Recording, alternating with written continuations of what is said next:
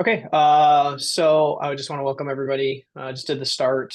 So we're going to talk about chapter 17, dates and times from the R4ds book.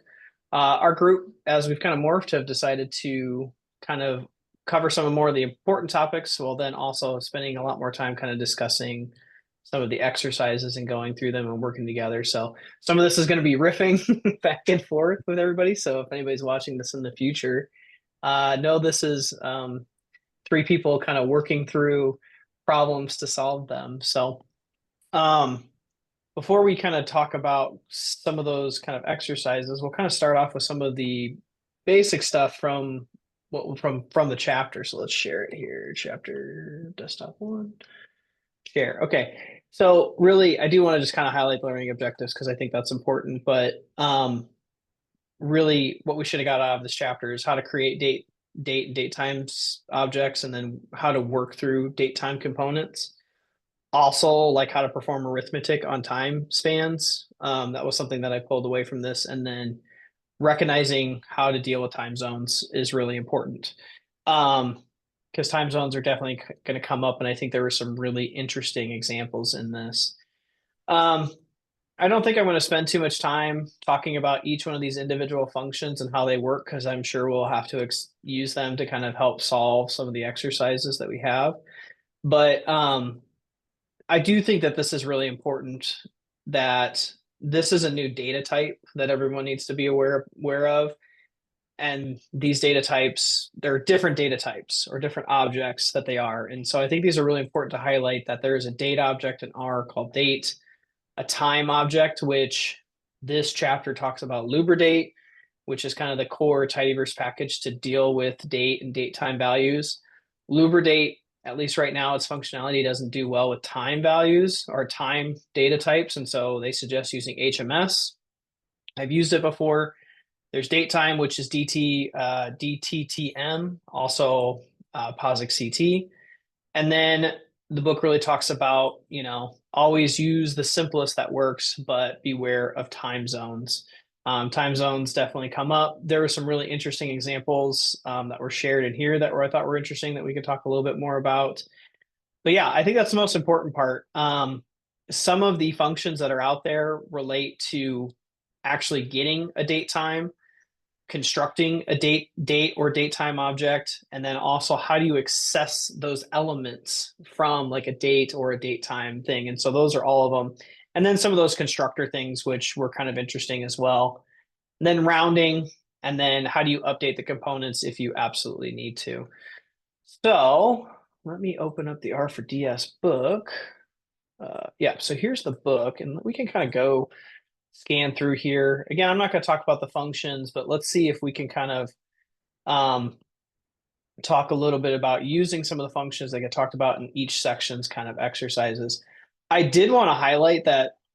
I did also want to highlight, as I kind of scan through this, a really important thing when you're working with date times is how you actually parse that information. And there is specific, I can't remember what it's called, date time formats. I can't remember the exact language that's around it, but these are some different things and different formats to help you parse it. And these help when you parse a date or a date time using these kind of like symbols to say, like, hey, when you parse this, you're going to have a 4-digit year, or if you parse this, it's going to be a 2-digit year, or so on and so forth. So there's kind of like these formatting symbols that are going to become really, really relevant. I know if you want, like in the documentation, I think it's strip time. Yeah. If you want like a big list of this in the documentation, there's this function called strip time. I think it's a base R function. They have a like big long list of all of the different like formatting strings that are available. And I found this to be very useful rather than like jumping over to like Google and being like, what are the string formatting symbols? It's just here in the documentation. So all right, cool. Let's go to exercise number 1 from this section. Okay.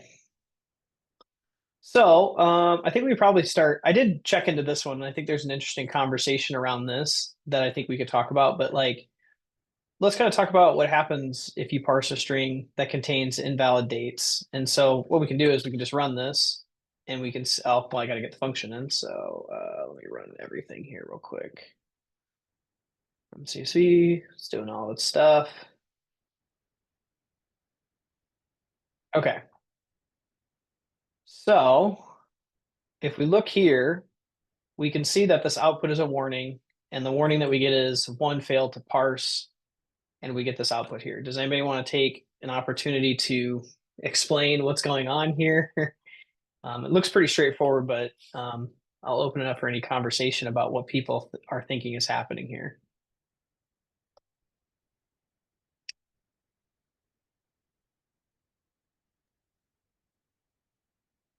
Oh, sorry, I see people squinting, so let me. Yeah, So, thank you. yeah, sorry. I always forget that my screen, I always have the really small text. So, So that's pretty typical Zoom situation. That's the same for me. So what happens is it gives you a warning. It still parses it, but it gives you a warning that something didn't parse, and then just replaces it with an NA. So basically, it doesn't attempt to make any sense of it, and gives you the warning instead. yeah, and I think what's really interesting about this is it's really important to know that like these, can't remember the exact what they call them. I think they're just parsing functions because it's year, month, day, right? And so this is a character string. It's going to produce an output. So it's going to produce an output. But in like what you said, Stefan, if the input is not a valid string to get parsed into a date, it will produce an NA, which is interesting to know that you're always going to get something back with YMD. I guess my question is with that is does like, is there any cases where YMD would not work?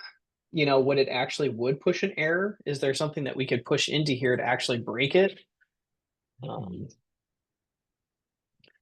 I know if you did something like a Unix timestamp, like, and I'm trying to think of like some values. Let's see, like, no, that's not. Well, let's just do something silly. Well, it still would give you something. So if you gave it like an integer of some type, like 1 million, is that 1 million? It still would produce something. Trying to think if there's anything else. Well, that wouldn't be a year, month, day. What if you just, well, if you did year, month, what would happen if you did YMD 2010 dash, just the year and a month? I know you have the year, month. Oh, that's interesting. Oh, So if you only gave it a year and a month, well, month or a day, it depends on how you parse it. It still gives you something. Is this the recycling rules that it's doing this? no, I think it's interpreting the first 20 as the year and the second 20. Oh, no, wait, that doesn't.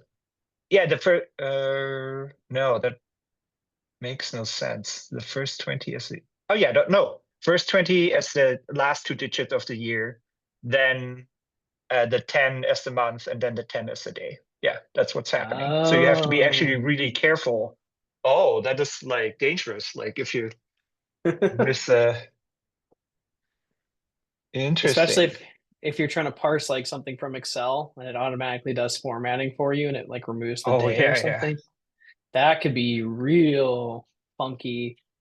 Um, I'm curious, is there other arguments with YMD? There's locale, truncated, time zone. I mean, I don't want to spend too much time like talking about it because I think we got the main point of like the question, but quiet time zone, which we'll talk about here in a second. Truncated. What does truncated do? What does truncated do? Details. Truncated integer, number of formats that can be truncated. Not exactly as clear of what that does. All right. Well, I think kind of like to move on to the next question with us, I think it's like the really important thing here is like just be aware of what character strings you are processing, and you're always going to get something back. It looks like regardless of what you put into YMD or YM or Y, it's going to produce something. And it doesn't have to be consistent. So I'm gonna paste an example. So it will give you the same date for both of these, although one is clearly missing information, right? So like that would be Oh. that's not good. I would like a That's interesting. warning that it seems like, they're not all the same length, but it must be interpreting a lot of things, right? It's guessing more than other functions. Oh, okay, Mhm. cool. I Yeah, I did mean, not know that. me neither. So it's And there's not much else. It looks like they have this like internal function called dot parse xx, which you could probably dig into further to figure out like if you really wanted to know how it parsed it. yeah. You'd have to kind of dig into the documentation to look at it or dig into the actual code itself. But yeah, like you said, there's a lot of different parsing things that are going on here. Um, it goes back to that like that XKCD that they shared in here. Um, and I think most people have seen this before where it's like, see if I can find it. XKCD, this one right here, like this. Like the idea about like how many different date formats there are and how people format it. So I think this one's kind of funny, but it kind of gets at that too of like there's so many different ways that people format their dates, and there's only so many constraints that you can follow to actually do that. So cool. It trips me off all the time. I'm in Germany, we do day first and then month. And like when I see dates from the US, I always am like guessing. And in Canada, I think it's also similar to the US, but they're trying to switch to the other one, so you never know. It's like, I I ever since I've been doing data analysis, ISO 8601 is like just like where I'm going. Like it's like it just saves you so much heartache. yeah. So okay, let's go on to the next one. I think this one was I did look at this exercise when I was going through it. I'm sorry I'm scrolling y'all to death. Let's see. So we have that one. The next one has to deal with like time zones, but it has to deal with like today. But I'll give y'all the opportunity to answer before I kind of give what I found with this one. It was the question about like the function today. Why does it have a time zone argument? So like we have today, but today also has a time zone argument along with it. So it has T zone. The question basically Oh. is why?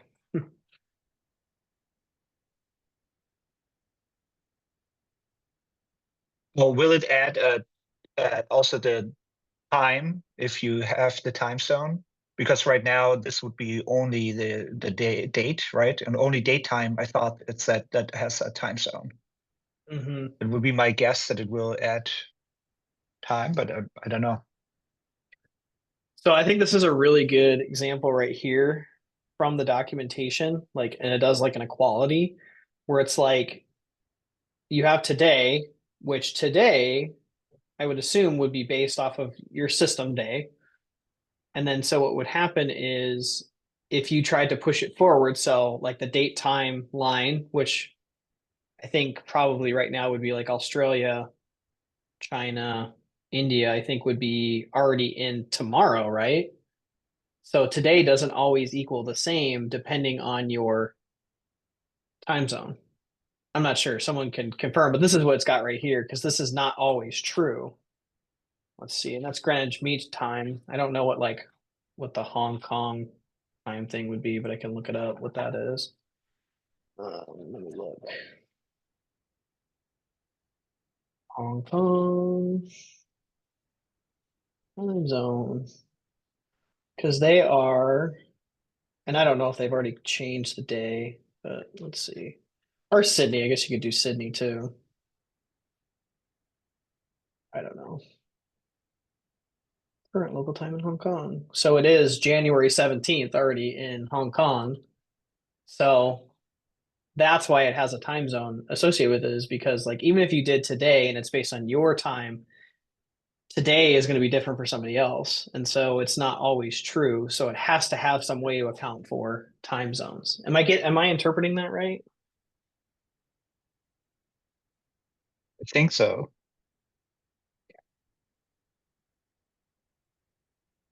Um True, false would be true if computer processor process both at the same instant. Oh, that's interesting too. Like this is getting like really deep into it. Like does now equal now? Um, like this goes beyond like what we were talking about with time zone, but now equals now. This is really interesting. It's false because now it's probably to the, I don't know, maybe even it probably outputs it as a date time, but like from like the processor level, it could be any minute, any minute, like, um, time measurement, microsecond.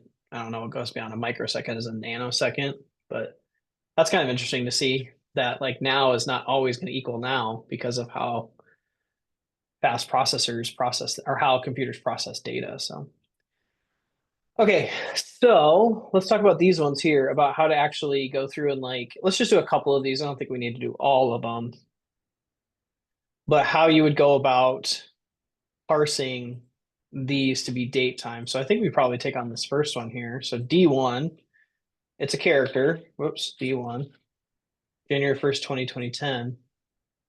So does anybody So want to it's, take a curve? Go ahead.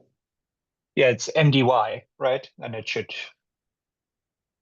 I'm wondering. So if it's MDY, let's go D1. Yep, looks like it does. So that's good that it's aware of the actual like name of it. Let's just do D2. Would it be YMD in this case? Mhm. YMD. Oh, I haven't rendered D2 yet, so I gotta do that yet, or I have to accept that. D2. D2. Yeah, looks like it's aware of abbreviations. So that's good.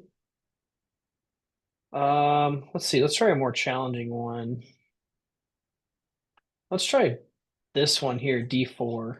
D4 looks kind of gnarly, so let's do this one here. So, I'm trying to think D4. I think this is where we have to go and do we have to use can't use YMD in this case, I don't think. I could try Why it can't just to we just use MDY for D4? yeah, we can try it. I need to get a reference here, so let's just run all of these so we have them.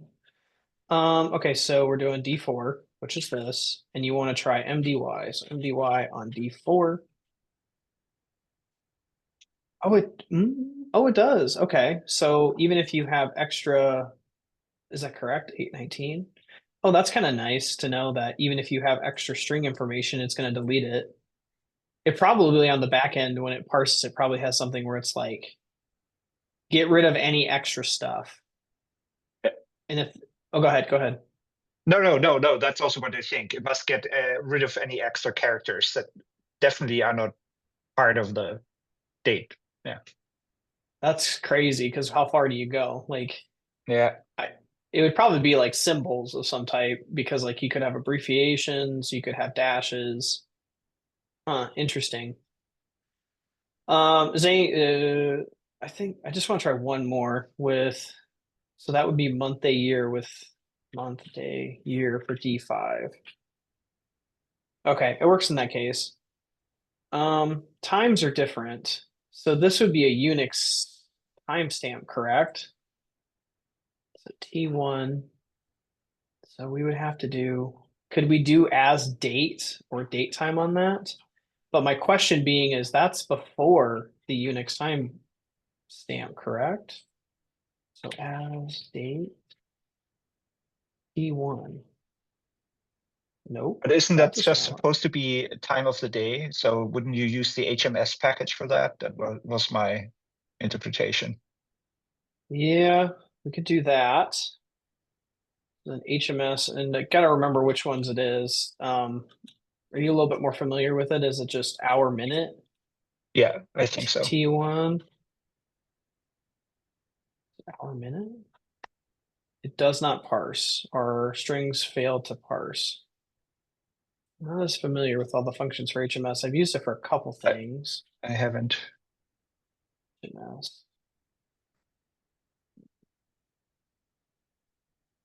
Parse. Oh, it's parse. Okay, so it looks like they have like a parse Oh, HM. Okay, so mm, parse. I'm assuming that these are what they are. So T1 NA. Hmm, mm. that's fascinating.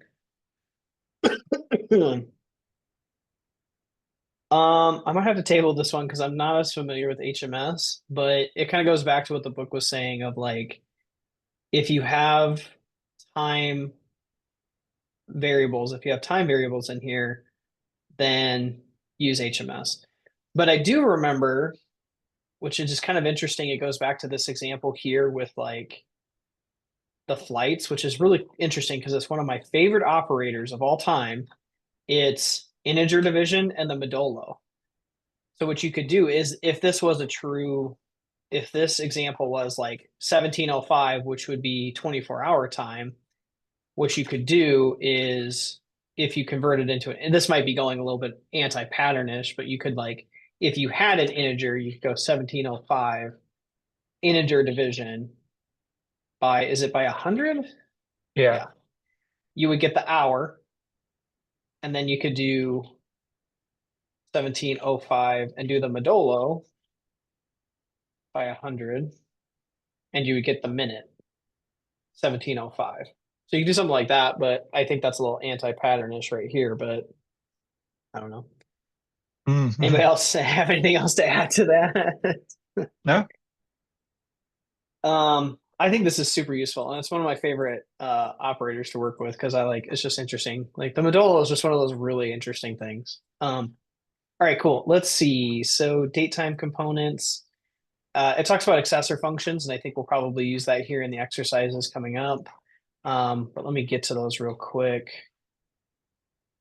I guess a good way to handle this is like maybe asking the question, did anybody struggle with any of these like concepts before we get to the exercises? That might be worth it. Like if there's any like concepts that were talked about in here that people thought were challenging that maybe we need to spend more time and then do the exercises. What do y'all think?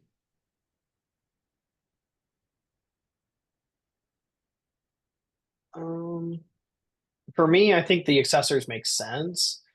There were a couple questions regarding like I think the couple challenging things that took me a second to recognize what was going on was when it got into some more of this like I understood the minutes, I understood that, but there was something in here that took me a second to like really understand. Like when it started like group buying, where it would like use the successor to create a minute variable and then it would group by summarize by that. And it took me a second to like what I had to do when I did this was I had to break it apart and then first do this to understand what was going on, which makes sense, and then actually like run it and see like what the summary was. But that was it just took me a second to like recognize what was going on. I don't know if anybody else had that experience. Yeah. Oh, and then this rounding one, like the floor date and the ceiling date, we use this all the time because a lot of the stuff that we do is like time series based.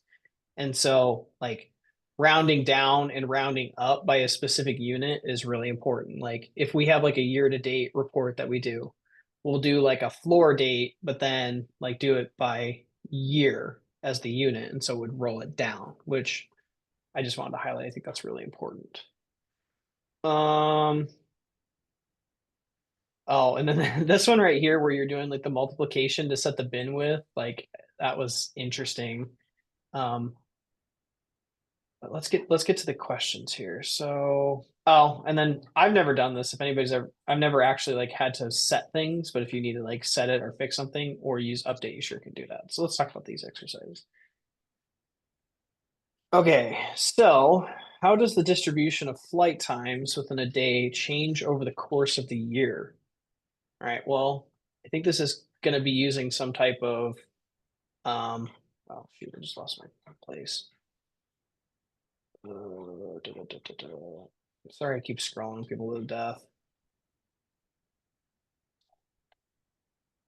Months, days, years, periods. Bummer. Why do you do this to me? Well, let's just make this easier. Search exercises. Next. Okay. Not those ones. Next. Okay. Let's do this one. All right. How does the distribution of flight times within a day change over the course of the year? All right. So what I would assume what we're doing is we're probably going to use some type of floor date. No, would we use a floor date here? How does the distribution of flight times within a day change over the course of the year? So I think we're going to be doing something like this, but we would do not, no, that's the difference. We would do something like the floor date, like here, count them up, but then we would do it by day. Am I right? Someone correct me if I'm wrong here. That's my first initial thought of this. This right here. Times within a day. Huh. So maybe it's actually by hour. Would that be what it is? Distributed flight times. I Hour? think that's what it's going for by hour.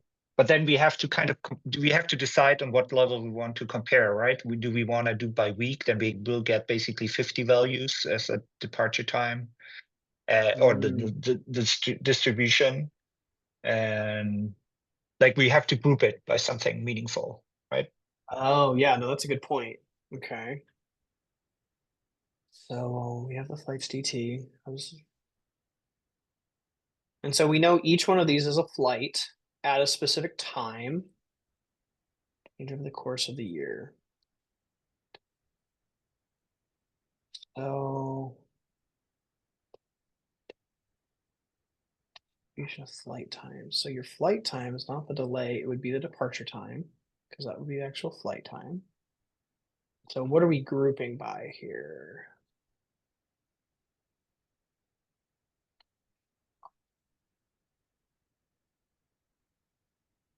Okay, the distribution. Well, no, because it's within a day, right? So it's within a day. So we would this one's stumping me. I might have to look at the solution here a little bit. Yeah. How's the distribution of flight times within a day change over the course of the year?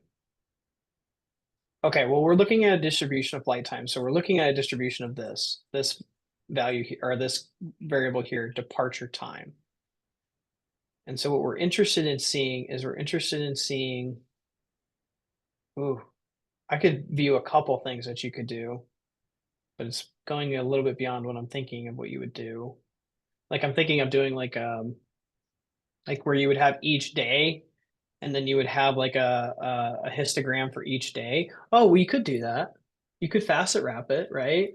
Right. So we could Yeah. do something like But then how do we combine it by month or by week, right? Because otherwise we do the daily, that would be 365.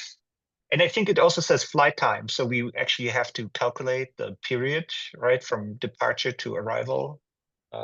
oh yeah, no, that's a great point. That's a great point. So actually we actually need to do a mutate here. So if we have flights DT, that would be the first step, would be a mutate, because then we would have to do flight time. Flight time equals. And so we would have to do, it would be what? It would be departure time minus arrival time. Is that correct? Am I thinking of that right?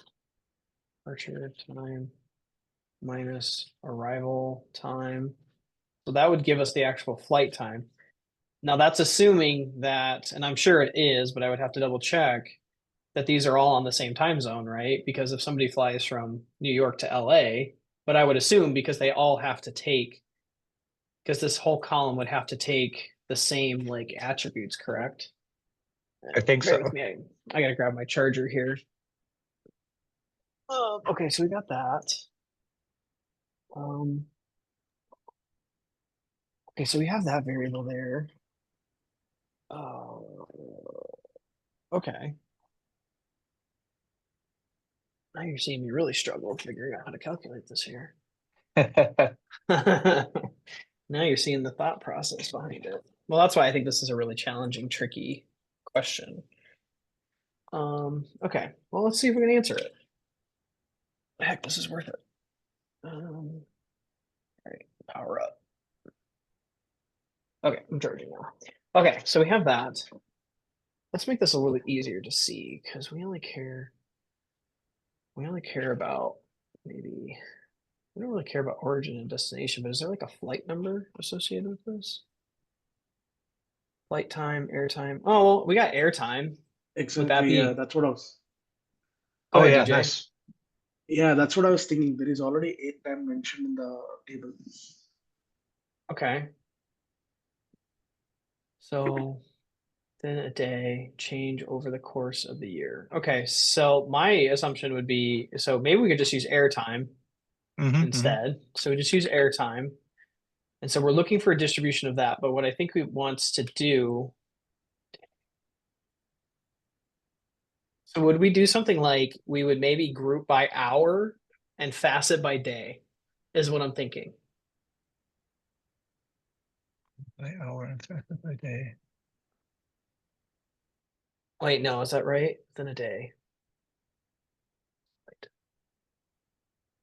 Because the flight times distribution of flight times within a day.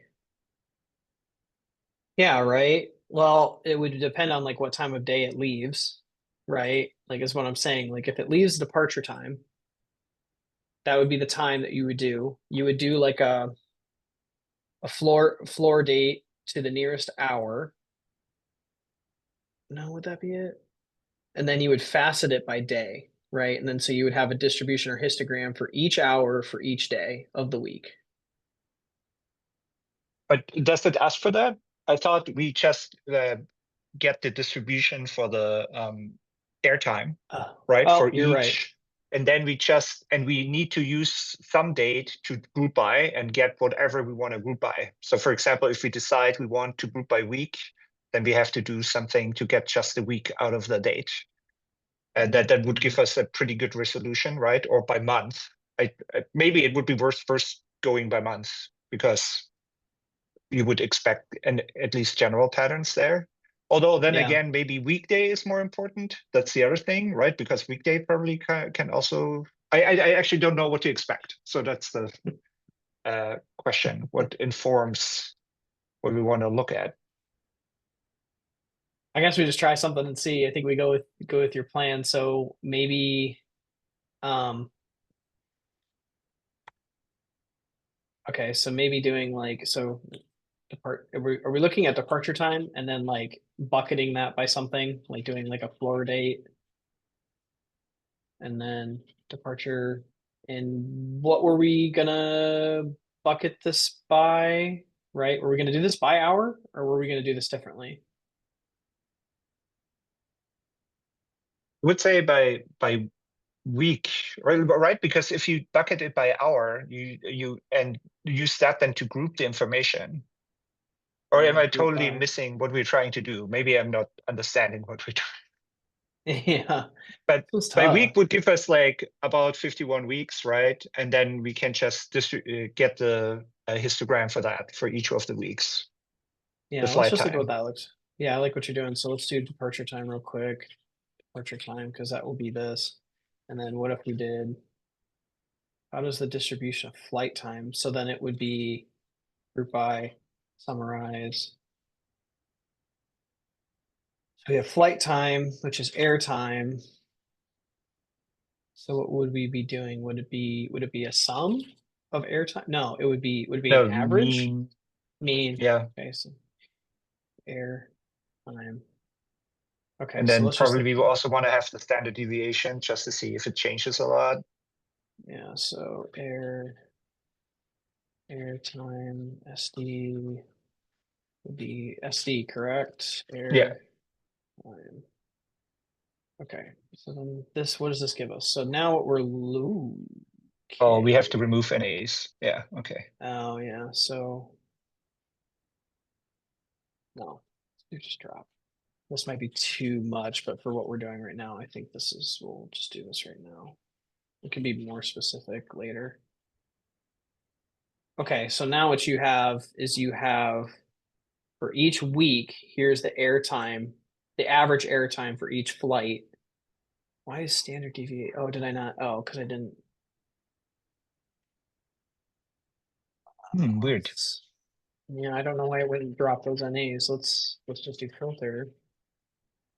You can just add remove an ace to each of the functions. That is probably just simpler to the mean and SD function. Yeah, you're right. You're right. So NA RN equals no dot net. It's true. Sorry.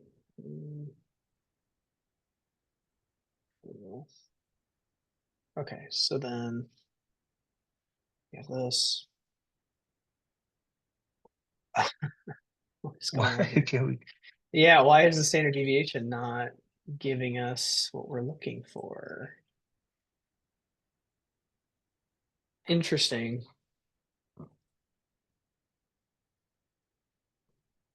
Because airtime is airtime, standard deviation, unless I'm not using the correct function, which I think I am, standard deviation. Yeah. I use X if any that is true. Yep. I think I'm doing what's correct here, but I don't know why it's not producing an output for this for each month. Okay, but does this make sense though? Are we doing what are the flight times within a day change over the course? And I obviously want to give space for other exercises, but does this answer a question? Or would it be by day? Well, no. Because day would be the individual day, so there would be 365 days. So it would be something like weekday, right? Like, is there a way to do like a Monday, Wednesday, Friday kind of like filtering? Like, There's definitely an I think it's the W day function to extract the day of the week. Or let me see. I saw it earlier as I was scanning again. But it was W day gives you the day of the week. Then we could have Monday, Friday, Tuesday, Friday. But yeah. I expect it to do dart departure time. Oh yeah, because it would be 3, 1, 2, 3, 4, 5, 6, 7. And I'm assuming 1 would be Sunday, I think is what it would do. Right? Because then here's 7 days out of the week. Here's the average air Yeah. time for each flight within the day, right? Yeah. And is there any Still don't patterns here? understand the SD why it gives us an A. Yeah, that's weird. Am I missing something here? No, it's double. I don't think it has anything to do with the group buy. I don't know. Maybe we can kind of table it and kind of think more about it and see maybe I can parse this a little bit more and figure it out. But Yeah. Okay. cool. I think we answered the question without creating some visualization of it, but we got a sense of what the distribution is of flight times within a day. Yeah, that makes sense. I think we got it. So comparing departure time, scheduled departure time, and departure delay, are they consistent? Explain your findings. So what I would do to start here probably would be, let's do a skim on, and we see flights. No, it's flights DT. Flights DT. Wow. Really? Sorry, I updated recently, so skim.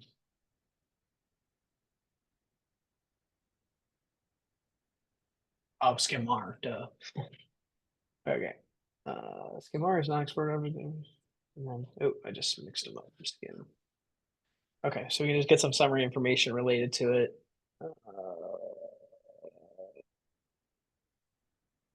Data summary, one skim. Okay, so here's this. Answer deviation.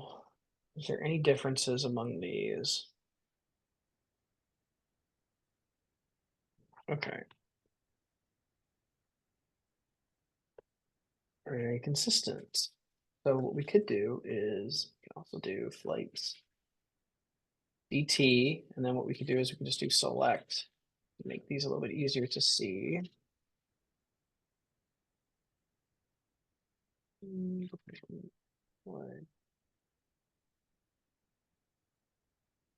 Okay, so I guess what it's asking is like, is departure delay accurate and valid? Is that what it's asking right here? Because I then you think would have, departure delay, it's and the departure time, adding them together should scheduled departure time and adding the departure delay should give you the departure time, right? Like if you That's why I look at think- the first, yeah, go ahead. yeah. No, if you look at the first line even, then it's 17 minutes instead of 15 minutes. And that's if you add 2 minutes to the 15. Yep, I see Yeah. that. Because this is like when it was scheduled, this is when it actually left, and then this is the different, well, yeah, the difference between them. Yeah. I So I this feel one, like it's getting at that, but I'm not sure. but the question is it consistent? So I guess the question to see if it is consistent to like do some validation, you would actually do a mutate, and then you would do like a diff, and you would do like so schedules when it is scheduled to leave. Departure time Think minus. Am I doing I that would right? do the other way around. Yeah. Yep. Okay. So then it would be departure time minus the scheduled departure time. We run it. Okay. So then the question, and then I guess the easy question would be mutate. It would be is equal. And like I'm just off-roading right now. So Yeah. it would be So is diff depth to time equal. I don't know if that's going to work. depth delay to diff. Say that again. Oh, depth. Depth delay to diff. Oh, We want to, yeah. yeah, you're right. So diff is equal would be diff equal. No, let's do identical. Oh, I see. Identical. And then we'll do diff to, you said it was depth delay, Depth right? delay. Yeah. Okay, and then we'll confirm it. And then we can summarize the is equal with, oh, wow. Oh, it's seconds. Okay. So now it's in minutes. So we have to, Oh, so then what we have to do here, because this is actually a diff because it turns it into a time element. yeah. So then we would have to convert diff actually to minutes, right? So then Yeah. could we just divide it by 60? I Would that think work? so. I think that might be the easiest. What do I get? Oh, no, you cannot because it is a Oh, POSIX. Or do I have to do some like order of operations here? I'm sure there's some answer to this where we have to use some function. And I'm just like, does that work? Do we have to do some? Oh, well, no, that does not work because it's still treating it as a time, but it's representing it as a second, and that is not correct. So they're all going to be false. So there has to be a way to turn this into actual minutes without doing divided by 60. Oh, this one is tricky too.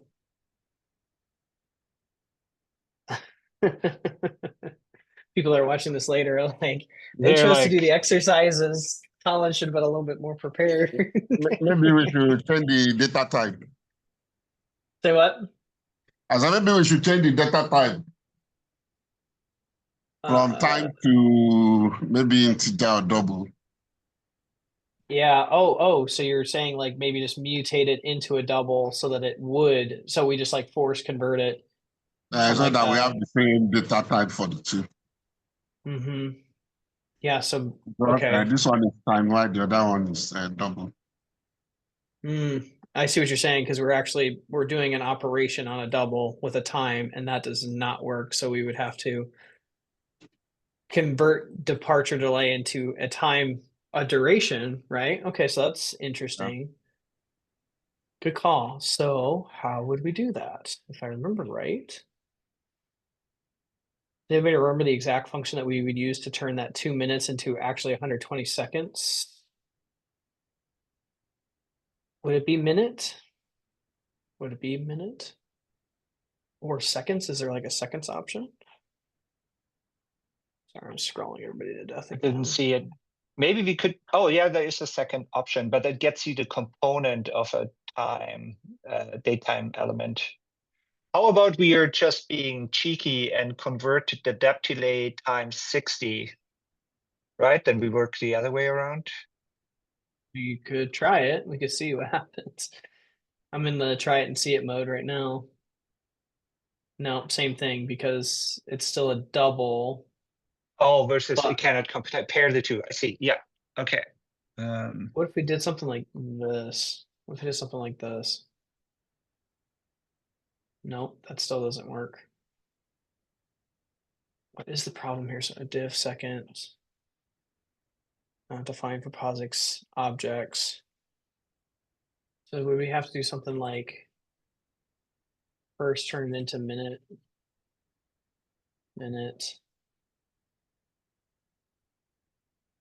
No, that's not going to do what I wanted to do.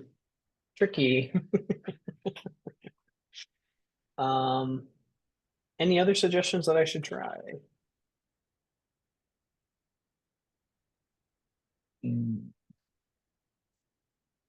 Is that where we can turn diff, the difference to maybe double, from time to double? Or maybe we first convert it to string, then. I see what you're saying, like trying to convert it to string, then into a Then time. from string to double or something. Yeah, that's something we could try. I feel like we're kind of getting anti-patternish with this. I feel like there's a clear answer with the functions that they have.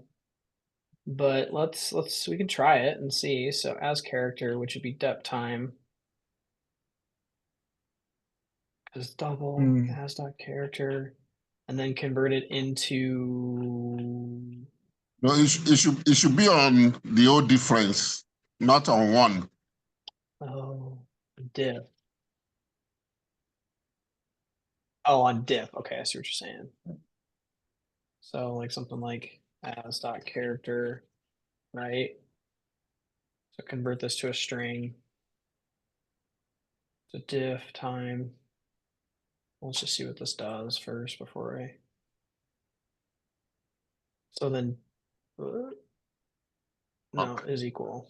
Yeah, it won't do it that way unless I did so diff as dot character and then tried to do seconds. I don't know if that would work. Time. This one's got me stumped, but I guess that's the point of the exercise, is to stump you and to make you think about it.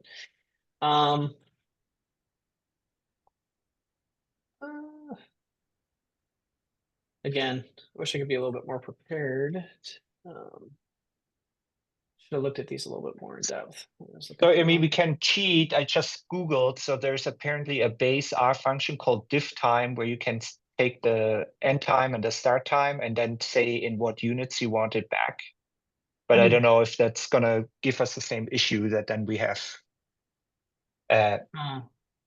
some time objects. I've seen diff time before. Yeah, it's this one. So then it'd be time 1 minus time 2. So then what we're saying is here is we want to try and keep an eye on the time 2 here, diff. So we have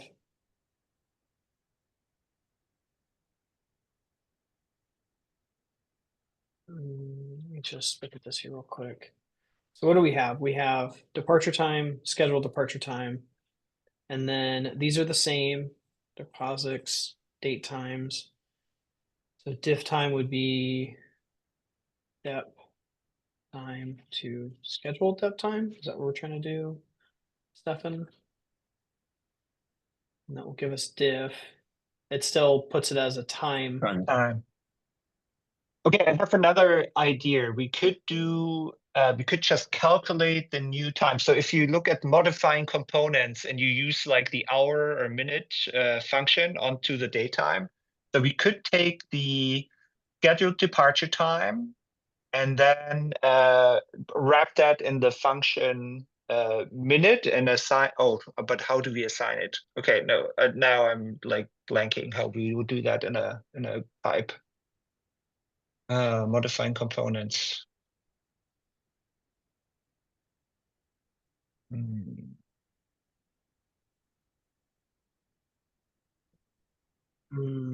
I see what you're trying to say is like split it up into its different components, you know, trying Yeah. to have it separate.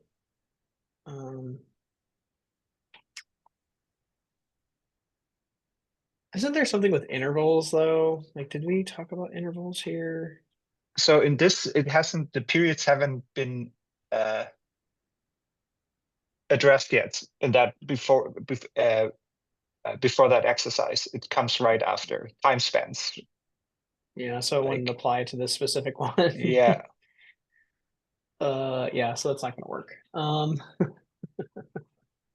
Okay. I mean, this is all right? So the next time we're gonna tackle it, we're gonna focus more on the exercises, and it's gonna be we're gonna be more prepared to think about it. Yeah, I think It's that's probably trickier like, than you. Go ahead. You go ahead. No, I think you're correct. It's a little bit more trickier than we think. So I think that's probably, like you said, it's a good plan to kind of like, if that's the decision that we are going to choose to like as a group to kind of like focus more on the exercises. At least if you can't answer it, have the solution in hand, so that we can go through more of them. So, but yeah, so go ahead, Stefan. I cut you off there. No, it was basically the same thing. If we have thought about the exercise, and sometimes when you read an exercise, you think you know how you go about it before you actually do it. So I think that's just a good practice. And we were just discussing to follow this format today. So I feel we just. I don't These are know. tricky. Go so- ahead. Go ahead. Sorry. I wanted to offer again to discuss if we want to follow that. DJ, how did you feel about? Was this more valuable or less valuable than our format we had before? It's more interactive, to be honest, and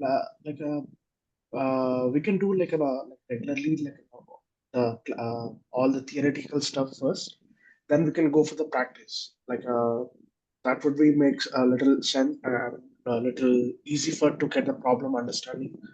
I feel like after going theoretically, then we can go practical, or else if we are having some topic, we can work simultaneously on the practical topic of that functional problem. So you would Yeah, so- first review the material and then do the exercises. Did I understand it correctly? Yeah, I don't know if you have enough time for that. I think we that's kind of notice often when we review the material, it's almost a whole hour. true. That's What if we modified it this way? And I know we're at the 1 o'clock, so if anybody has to jump off, let me know. What if we modified it where it's like we open it up, we ask the question, what were the challenging pieces of material that people would like to go over first? And then if there is nothing, or if there are topics, we dig into those topics just a little bit more, and then we focus on like the specific questions. Would that work? Yeah, let's try it and let's play around with it. I'm okay with I that. think that's a good idea. Because I think it's like, and DJ, what do you think about that format? that works actually. Cool. Because I think it's like if we open it up, like first off, be like, what was challenging? I think that will give people space, because again, like I'm trying to like, we're trying to measure like how much do we all know? Like some people who may be coming in this may be like, I don't know what now and today does. And so then at least we give people the space to be like, let's talk more about this specific example and then dig into the questions. But I think that would be a good modification. So. All right, Okay. cool. Awesome. Cool. I think and if there's any like additional questions like that we have that we didn't cover today, like I can definitely bring in some more. We can talk more about it next week, but I think we'll aim to pick up with missing values next week, right, Stefan? I think that was the next one. Yeah. Okay, cool. All right. Well, I really appreciate you joining in. This was fun. It was definitely humbling to go off-roading a little bit, but I appreciate everybody bearing and giving thoughts, and we'll kind of switch things up and do things a little bit differently as we go for these next few chapters. So, all right, cool. I'll see everybody Awesome. next week. Thank you. See ya. Talk to you later. See ya. Bye. Yeah. see. Stop share.